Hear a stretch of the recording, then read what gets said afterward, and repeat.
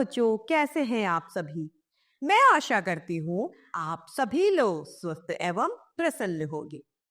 आज हम हमारा पाठ भगवान हर चीज में है भगवान या भगवान हर चीज में है, ये बात सच है। प्रत्येक कण कण में हमारा ईश्वर व्याप्त है।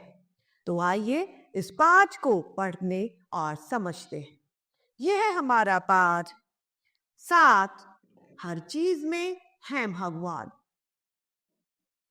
एक गुरुजी थे।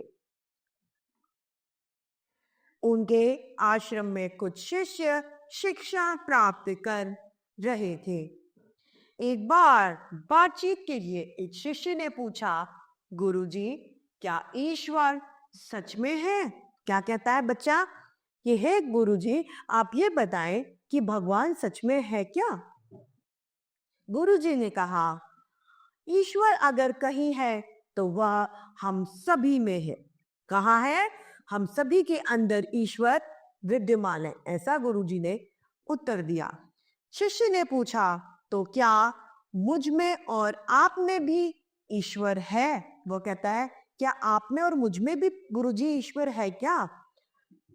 गुरुजी बोले, बेटा, मुझ में, तुम में, तुम्हारे सारे सहपाठियों में और हर जीव जंतु में ईश्वर है। वह क्या कहते हैं कि बेटा, तुम में, मुझ में और सारे सहपाठी अर्थात तुम्हारे साथ में पढ़ने वाले, इन सभी में तथा प्रत्येक जीव जंतु में भी ईश्वर है। जिसमें जीवन है उसमें ईश्वर है। विश्व में गुरु शिष्य ने गुरु की बात याद कर ली। अब जो वह शिष्य था उसने इस बात को गांठ बांध लिया कि प्रत्येक जीव में ईश्वर होता है। हर एक जीव जंतु जो भी जीवित है, जिसमें भी प्राण है, उसमें ईश्वर विद्यमान है। कुछ दिनों बाद शिष्य जंगल में लकड़ी लेने गया। तभी सामने से एक हाथी बेकाबू होकर दौड़ता हुआ आता दिखाई दिया। अब वह जंगल में लकड़ी लेने गया तो क्या हुआ, एक बेकाबू मतलब जिस पर कंट्रोल खो गया था, जिस पर काबू संयम नहीं रहा था, वो हाथी दौड़ता हुआ उसे दिखाई दिया। हाथी के पीछे पीछे महावत भी दौड़ता हुआ आ रहा था।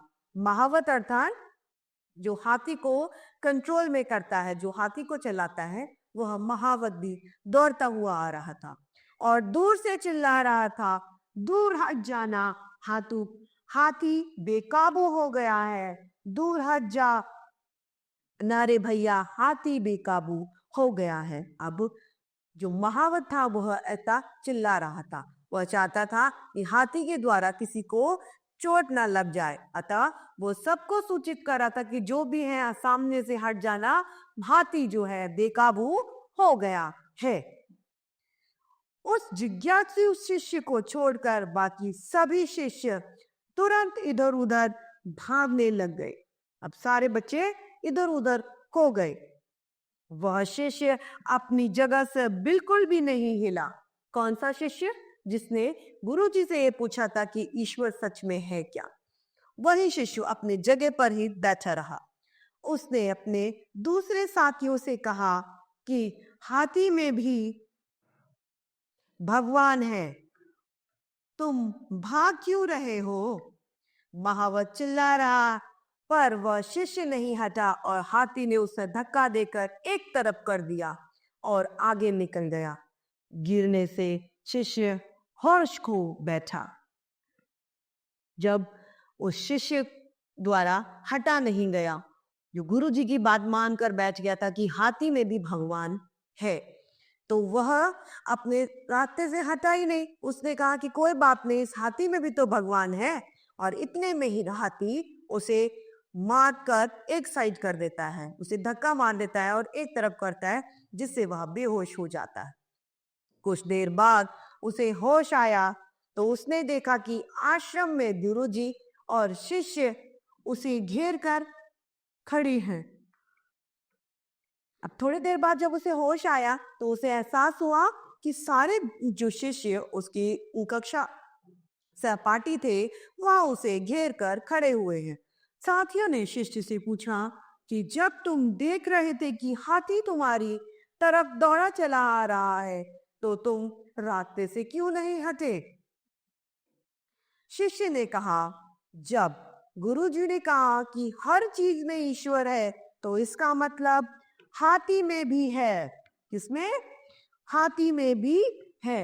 अब यह शिष्य अपने गुरु की बातों का अक्षरशः पालन कर रहा था, अर्थात वह उसकी एक एक बात को मान रहा था। मैंने सोचा कि सामने से हाथी नहीं ईश्वर चले आ रहे हैं और यही सोचकर मैं अपनी जगह पर खड़ा रहा, पर ईश्वर ने मेरी कोई मदद नहीं की। भगवान ने मेरी कोई भी मदद नहीं करी। गुरुजी ने यह सुना तो वे मुस्कुराए और बोले। जब उसकी गुरु ने सुना तो उनके चेहरे पर छोटी सी मुस्कुराहट आ गई और कहते हैं, बेटा मैंने कहा था कि हर चीज में भगवान होते हैं। जब तुमने यह माना कि हाथी में भगवान है तो तुम्हें यह भी ध्यान रखना चाहिए कि महावत में भी भगवान है। और जब महावत चिल्लाकर तुम्हें सावधान कर रहा था तो तुम्हें उसकी बात पर भी ध्यान देना चाहिए था। तुमने उसकी बात पर ध्यान क्यों नहीं दिया? गुरु कहते हैं, तुमने इस बात को तो मान लिया कि हाथी में भगवान है, लेकिन जो उसके पीछे व्यक्ति दौड़ा हुआ आ रहा था उसमें भी तो भगवान विद्यमान थे। इस बात को भी तो आप मानते। अगर आपने ये बात मानी होती तो आपको आज चोट नहीं लगती। शिष्य को उसकी बात का जवाब मिल गया था। अर्थात जब आप किसी की बात को मान रहे हैं तो उसको पूरी तरह सुन समझकर इस बात को माने। तो इस तरीके से हमारा यह पाठ समाप्त होता है। आइए इसके शब्दार्थ तथा अभ्यास कार्य को हम समझते हैं। सबसे पहले शब्दार्थ, जिसमें पहला है गुरुजी अर्थात अध्यापक, पढ़ाने वाला, शिष्य मतलब विद्यार्थी, ईश्वर का मतलब भगवान, जंगल यानी वन, हाथी अर्थात गज मतलब अर्थ, मदद मतलब सहायता, जवाब अर्थात उत्तर। अब है अभ्यास कार्य, जो कि बातचीत के लिए, जिसमें प्रथम है बताओ क्या पढ़ा। क्या आप भी अपने अध्यापक से प्रश्न पूछते हैं या उनसे डर कर प्रश्न नहीं पूछते? जी नहीं, अध्यापक से किस बात का डरना? नहीं, हम अध्यापक से डरते नहीं, हम उनका इज्जत व सम्मान करते हैं तथा हमें आवश्यकता अनुसार, जब हमें आवश्यकता महसूस होती है तब हम उनसे प्रश्न भी करते हैं। हाँ, इस कहानी में शिष्य ने क्या याद कर लिया? इस कहानी में शिष्य ने यह याद कर लिया कि हर जीव मात्र में भगवान होता है। हाथी के पीछे पीछे कौन दौड़ रहा था?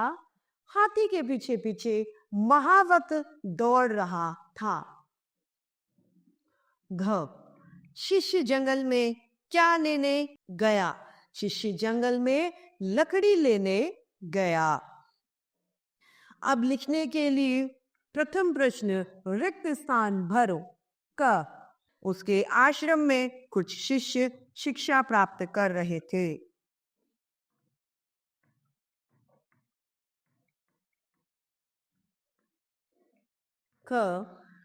क्या रिक्त स्थान सचमुच है? तो क्या पूछा था उसने?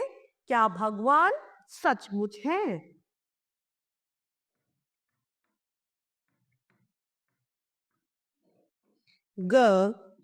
जिसमें जीवन है उसमें रिक्त स्थान है, उसमें भगवान है।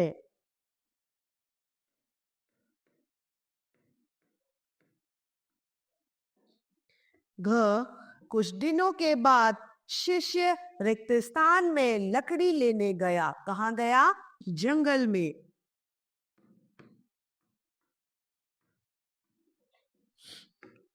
प्रश्न दूसरा है, सही कथन पर सही और गलत के सामने गलत का चिन्ह लगाइए। गुरुजी के आश्रम में कुछ शिष्य शिक्षा प्राप्त कर रहे थे। जी हाँ। ख, सभी व्यक्तियों में जीव जंतु में ईश्वर है। जी हाँ। ग, हाथी बेकाबू हो गया था। जी हाँ। घ, शिष्य हाथी से डरकर भाग गया नहीं, वह शिष्य वहीं पर ही खड़ा रहा था। प्रश्न तीसरा है, किसने किससे कहा? क, क्या ईश्वर सच में है? यह शब्द शिष्य द्वारा गुरुजी को कहे गए थे।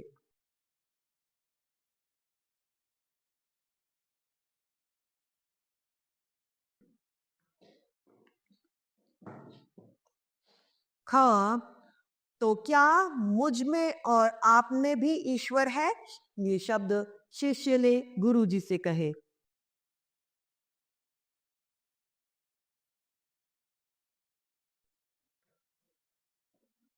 ग, जिसमें जीवन है उसमें ईश्वर है। यह किसने कहा? आचार्य ने शिष्य से।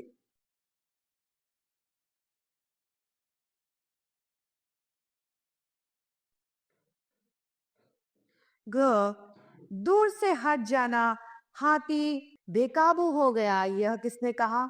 महावत ने।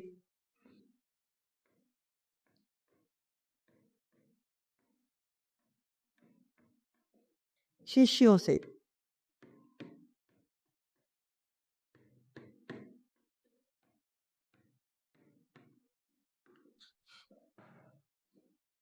प्रश्न चौथा है, निम्नलिखित प्रश्नों के उत्तर दीजिए। क, एक दिन शिष्य ने गुरुजी से क्या पूछा? एक दिन शिष्य ने गुरुजी से पूछा, क्या भगवान ईश्वर सच में होता है? ख, शिष्य के प्रश्न का गुरुजी ने क्या उत्तर दिया? शिष्य के प्रश्न का गुरुजी ने उत्तर दिया, हाँ, भगवान सच में होता है और हम सभी में जिसमें जीवन है उन सभी में ईश्वर विद्यमान है। ग, शिष्य जंगल में क्यों गया था? शिष्य जंगल में लकड़ी लेने हेतु गया था। घ, महावत क्यों चिल्ला रहा था? महावत हाथी के बेकाबू होने की वजह से चिल्ला रहा था। ड, महावत की बात न मानने पर शिष्य को क्या परिणाम भुगतना पड़ा? महावत की बात न मानने पर शिष्य चोटिल होकर बेहोश हो गया। च, इस कहानी से आपने क्या सीखा? विस्तार में लिखो। इस कहानी से हमें सीख मिलती है कि हमें यदि किसी बात को पालना करनी है तो वो अक्सरशः करनी चाहिए। ऐसा नहीं कि हम आधी अधूरी बात को ही माने। अब है हमारे पास बहुविकल्पीय प्रश्न, जिसमें हमें सही उत्तर के सामने सही का चिन्ह लगाना है। पहला, गुरुजी के रिक्त स्थान में शिष्य रहते थे, घर में, झोपड़ी में या आश्रम में? तो आश्रम में। कौन बेकाबू हो गया था? शेर, हाथी या भालू? हाथी बेकाबू हो गया था। तीसरा, जीने से रिक्त स्थान होश खो बैठा, गुरुजी, शिष्य या हाथी? तो शिष्य होश खो बैठा। चौथा, रिक्त स्थान में भी भगवान है, महावत में, हाथी में या शिष्य में? तो हाथी में भी भगवान है, ऐसा बच्चा सोचता है। अब है शब्दों का खेल, जिसमें पहला है, नीचे लिखे शब्दों के पहले सु लगाकर हमें नया शब्द बनाना है। पहला है कुमारी का सुकुमारी।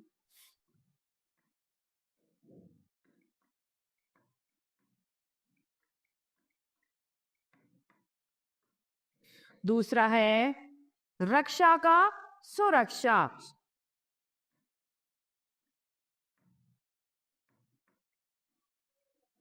हानि का सुहानी,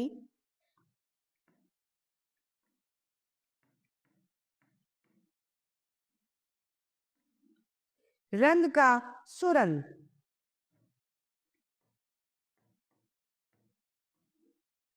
अब यहाँ पे शीन का सुशील,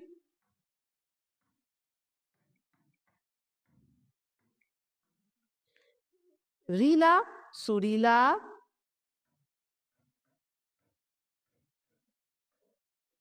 प्रभात का सुप्रभात,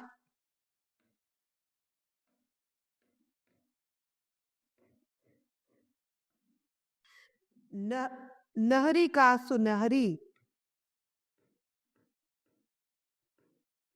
इन सभी के हमने आगे सु का प्रयोग लगाया और नए शब्दों का निर्माण कर दिया।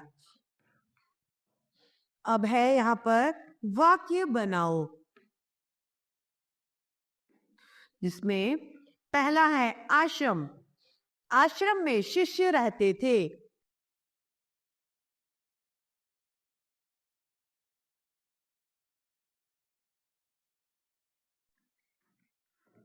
ख ईश्वर, तो ईश्वर सभी में व्याप्त है।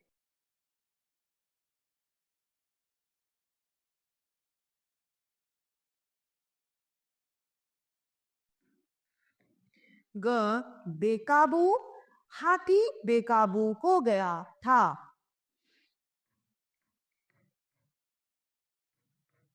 या हाथी बेकाबू था।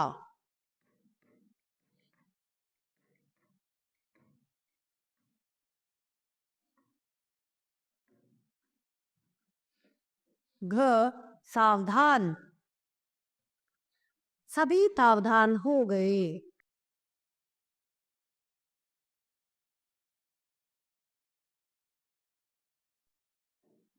ड महावत, महावत चिल्ला रहा था।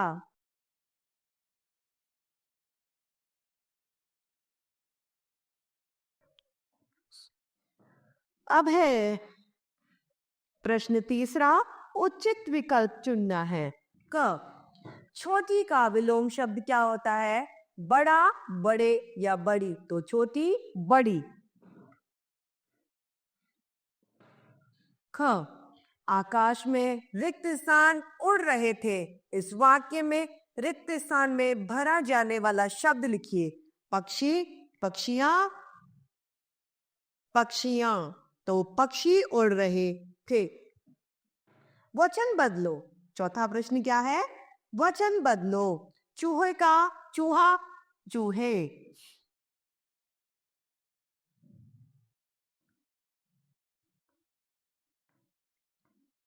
सपना का सपनों,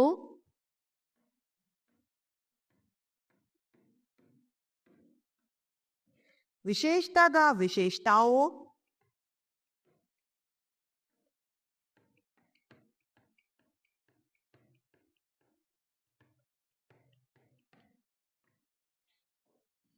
ऊंचाई, ऊंचाइयों।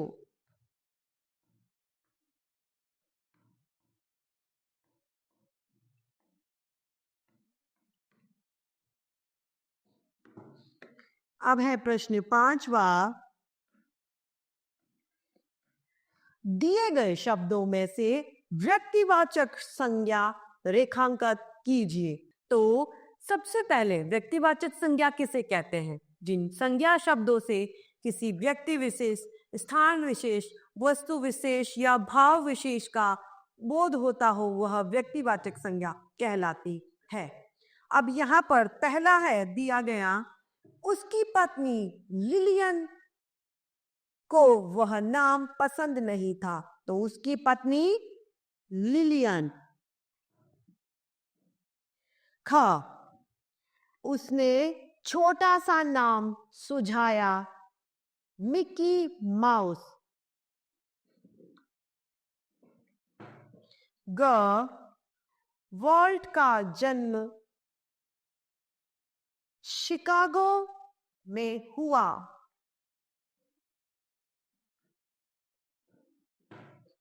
घ डिज्नीलैंड कैलिफोर्निया में स्थित है। तो डिज्नीलैंड और कैलिफोर्निया। तो इस तरीके से हमारा ये पाठ समाप्त होता है। मैं आशा करती हूँ आप सभी लोगों को यह पाठ भले भांति रूप से समझ में आया होगा। तो आज के लिए इतना ही, हम फिर मिलते हैं। धन्यवाद।